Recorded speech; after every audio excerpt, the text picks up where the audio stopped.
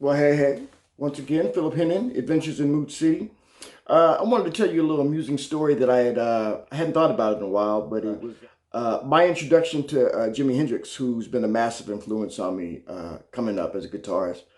Um, but how I actually came to know his music. I knew, I had heard his name as a kid, uttered in reverence, and so I knew he was something special, but I hadn't really dug into his music yet. I remember. I don't know. It was before I started even playing, so I must have been like 11 or 12. And I remember riding in the back seat of my mother and my stepfather's car, and I was reading one of those old Cream magazines. So I was into music even before I could play anything back then. And I remember they had this bigger. This was like I guess around '76. And Peter Frampton was like all the rage at the time. What was Frampton Comes Alive? That album, it was just everywhere. Before Thriller, it was like the biggest album of all time or something like that. And so in the middle of this Cream magazine, they had like a little mini poster that you could tack up or something, and it had Peter Frampton with his Les Paul and hair's all illuminated, and the spotlight is on him, everything, and I was really impressed by it. I was like, wow. And as I said, I had heard Jimi Hendrix's name uttered in reverence and awe, but I hadn't really got into it, so I blurted out, he's like another Jimi Hendrix. And what did I do that for? So my stepfather, who was a African American cat who music collection comprised of Led Zeppelin to the Stones to John Coltrane to Miles Davis, Sly Stone, the Temptations. He was just all over the map. Just a real connoisseur and a real lover of music.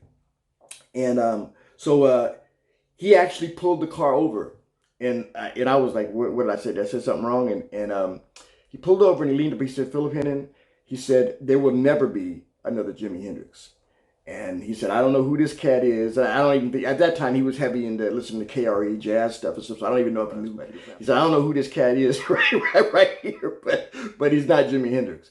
So just the way, and then we continued driving. So, but he wanted to stress that point. I mean, it just was insane when I think back to it.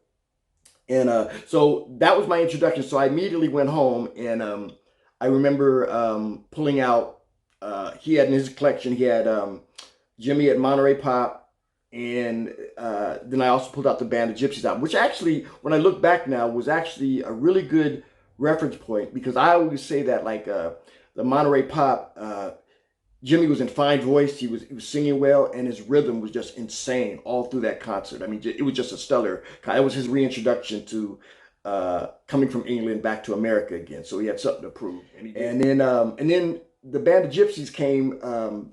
A few years later, a couple years later, right before he died.